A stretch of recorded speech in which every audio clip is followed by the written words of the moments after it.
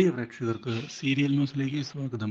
കൂടുതൽ സീരിയൽ ന്യൂസുകൾ അതിവേഗം ലഭിക്കുന്നതിന് ഈ ചാനൽ സബ്സ്ക്രൈബ് ചെയ്യുക. ബെൽ ഐക്കൺ മറക്കാതെ ക്ലിക്ക് ചെയ്യുക. വീഡിയോ ഇഷ്ടമായി എങ്കിൽ ലൈക്ക് ചെയ്യാൻ മറക്കരുത്. തീരുമാനങ്ങൾ മുന്നിലേക്ക് കൊണ്ടുപോകുമ്പോഴാണ് അപ്രതീക്ഷിതമായ വഴിത്തിരിവുകൾ ഉണ്ടാകുന്നത്.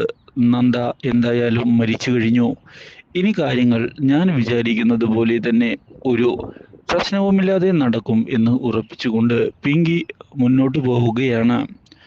ഇതേസമയം ഗിരിജയാകട്ടെ ഇനി ഗൗതമിന്റെ ജീവിതത്തിൽ ഒരു കൂട്ട് വേണമെന്നും അത് പിങ്കി ആവുന്നതാണ് നല്ലത് എന്ന് വ്യക്തമാക്കുകയും ചെയ്തിരിക്കുകയാണ്. എന്തൊക്കെ സംഭവിച്ചാലും കാര്യങ്ങൾ മുന്നോട്ട് പോകട്ടെ. ഗൗതം ഇങ്ങനെ നല്ല പ്രായത്തിൽ ഇങ്ങനെ ജീവിക്കുന്നത് ശരിയല്ല എന്ന് അറിയിക്കുകയും ചെയ്യുന്നു.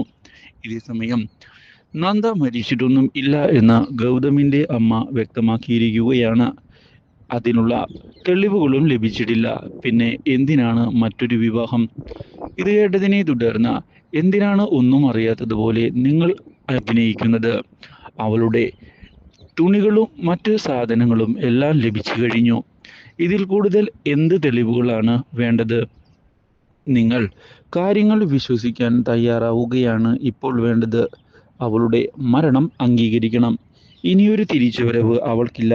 അതുകൊണ്ട് തന്നെ കാര്യങ്ങൾ മനസ്സിലാക്കി ഇനി മുന്നിലേക്ക് കൊണ്ടുപോവുകയാണ് വേണ്ടത് എന്നുള്ള കാര്യം അറിയിക്കുകയും ചെയ്തതിനെ തുടർന്ന് ആകെ പ്രശ്നങ്ങൾ മുന്നിലേക്ക് പോയിരിക്കുകയാണ്.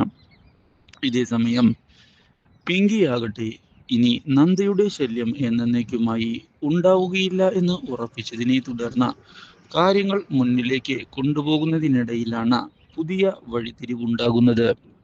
തൻ്റെ ജീവിതത്തിൽ മറ്റൊരു പെണ്ണ് വേണ്ട എന്നുള്ള തീരുമാനം എടുത്തിരിക്കുകയാണ് ഇപ്പോൾ ഗൗതം.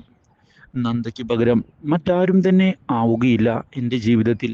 അവൾ എനിക്ക് അത്രമാത്രം സ്പെഷ്യലാണ്. അതുകൊണ്ട് തന്നെ മറ്റൊരു വിവാഹമൊന്നും എനിക്ക് വേണ്ട എന്ന് വ്യക്തമാക്കുന്ന ഗൗതം അതുകൊണ്ട് തന്നെ ഇതേപ്പറ്റി കൂടുതൽ ചർച്ചകൾ വേണ്ട എന്ന് വീട്ടിൽ അറിയിച്ചിരിക്കുകയാണ്. Do like, share and subscribe.